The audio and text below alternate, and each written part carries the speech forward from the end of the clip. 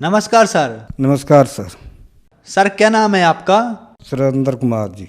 Sir कहाँ से आए हैं आप? भिवानी डिस्ट्रिक्ट हरियाणा। सर संत रामपाल जी महाराज से नाम दीक्षा आपने कब ली? 28 फरवरी 2005 को।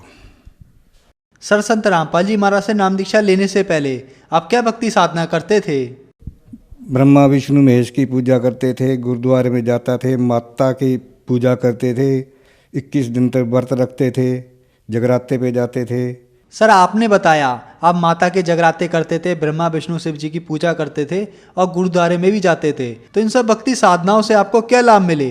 इनसे हमें कोई लाभ नहीं मिले। हम ब्रह्मा विष्णु महेश की पूजा करते रहे, इनसे हमें कोई लाभ नहीं हुआ। फिर जब बीमार हुआ तो तब इनके दरबार में गए तो कोई लाभ नहीं मिला। ना मिलने के बाद फिर तो हॉस्पिटल में दिखाया तो कैंसर घोषित कर दिया डॉक्टर ने यहाँ। तो फिर इसके इलाज के लिए घूमे, इलाज भी नहीं हुआ तो फिर घर पे थक के बैठ गए। कैंसर के लिए जिंदल हॉस्पिटल में रहा, उसके बाद सपड़ा हॉस्पिटल में रहा, उसके बाद जयपुर भी दिखाया, उसमें कोई इलाज नहीं हुआ। उसके बाद झाड़े झपट्टे करवाए, कई जगह घूमे लेकिन कोई लाभ नहीं हुआ। उसके बाद डॉक्टर ने कैंसर घोषित कर दिया और कह दिया इसका कोई इलाज नहीं है, इसे घर पे ले जाओ।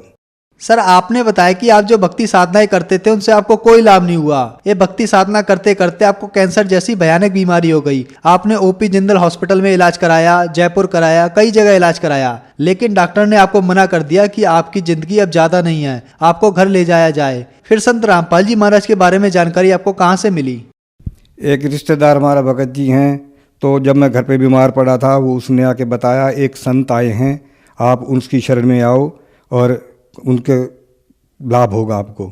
मैंने कहा था मैं तो बहुत मोडों के पास जा चुका हूँ, सब संतों के पास जा चुका हूँ, किसी के पास कोई इलाज नहीं है। मैं थक के बैठ गया लेकिन कुछ नहीं। लेकिन इसने परमात्मा को एक नई बाणी सुनाई और मैं बीमार पड़ा था, उठ के बैठ गया। मैंने बताया ये कहाँ है? फिर उन्होंने बताया जी क्रोथा आश्रम में है, वहाँ चलो। तो मैंने उसके डेट पूछी, बोला फरवरी में है, 22-23 को वहाँ चलेंगे। फिर मैं उसके साथ गया वहाँ पे।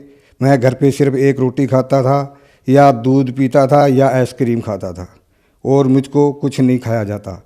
उसके बाद मैं जब आश्रम में गया मैंने नाम नहीं लिया था, 2-3 दिन तक सत्संग सुनता रहा। फिर वहाँ पे मैं दिन में 3 बार भोजन करता था। 3 बार भोजन करने के बाद जब वह सत्संग सुना तो तब मेरी आत्मा कहने लगी ये परमात्मा तो ये हैं, सब कुछ निर्वाण कर रहे हैं।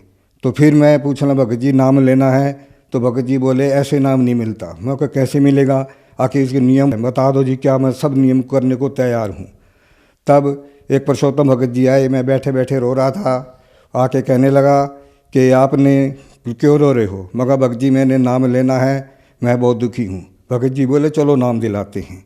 तब उन्हें फार्म भरा और मेरा नाम ले लिया और गुरु जी की शरण में गया।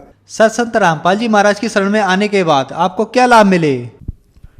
उसके आने के बाद हमारे बच्चे तो पढ़ाई छूट गई थी। उसके बाद छोटा सा काम शुरू किया था दिल्ली के अंदर और पैसे भी उधारे उठाए और किसी पार्टी के साथ हिसाब किया तो उसने सारा सामान उठा के भाग गया, हमारे पास कुछ नहीं था। फिर हम सतगुरु जी के पास आए और गुरु जी बोले बेटा कोई बात नहीं, ले जाने दो, उसके भाग्य का है, अब फिर दोबारा से काम शुरू कर लो। फिर हम 40,000 की फसल हुई, उसी से फिर काम शुरू किया और परमात्मा की दया से बहुत मौज है। 2-3 गाड़ियां हैं, दुकानें हैं, परमात्मा की दया से सब कुछ मौज हो रही है और शरीर से बिल्कुल तंदुरुस्त हूँ। खेती बाड़ी भी करता हूँ और नया ट्रैक्टर है, सब कुछ है।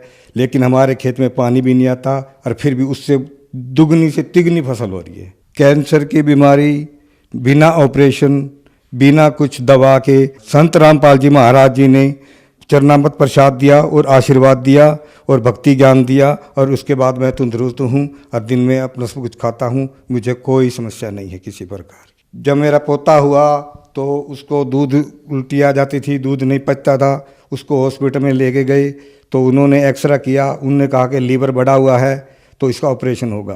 फिर हम सतगुरु जी महाराज जी के पास प्रार्थना की तो आदेश है, परमात्मा बोले कि दोबारा एक्सरा करा लो, परमात्मा दया करेंगे।